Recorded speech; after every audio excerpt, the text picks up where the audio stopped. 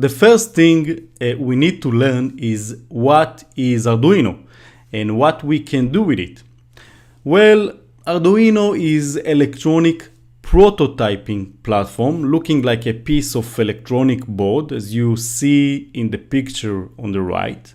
Now using this platform we can prototype all kind of electronic device controlled by software that we can easily write. The second important thing is that the Arduino can be used as a central brain. So we can wire all kind of things together, and by doing that we can turn the Arduino into endless electronic application, and this is what we are going to see. If we will visual that in a very simple diagram, then the Arduino is used to create a digital interactive device that can interact with the physical world around us, meaning sense and control the outside environment. By using an almost unlimited range of input and output device, we can program the needed interaction with the physical world required to create some specific functional device that is performing a specific task. In addition, we can make our Arduino device a connected system that is connected to the internet using all kind of means. It can be wireline like Ethernet, wireless like Wi-Fi or Bluetooth or whatever.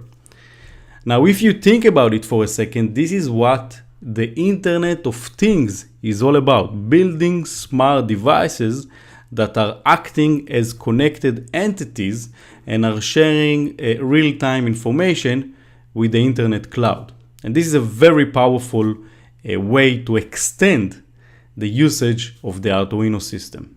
From a developer point of view, the Arduino is a combination of hardware boards with some desktop application called the Arduino IDE that help us to program the board.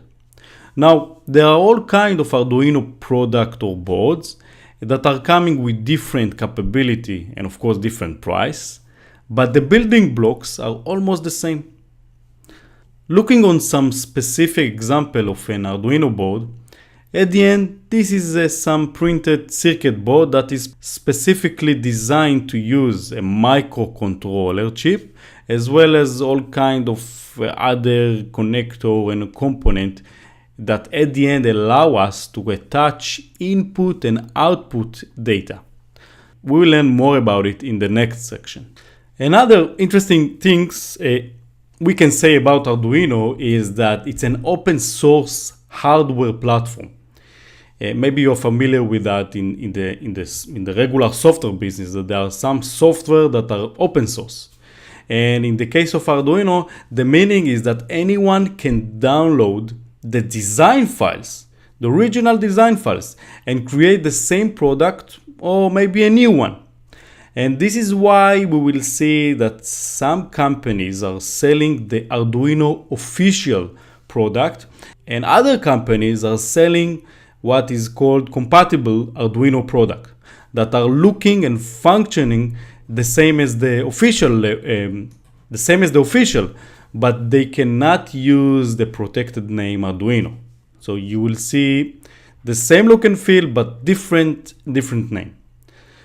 Now, for programming the Arduino brain, that is called the microcontroller, the Arduino platform provides us a very nice integrated development environment. This is what is called IDE for free, and we can download that from the internet, and the code itself is based on C and C++ programming language. Now, why this Arduino platform is so popular? Probably because it is really affordable, low-cost product that people around the world can easily buy and start play and try building all kind of application around it.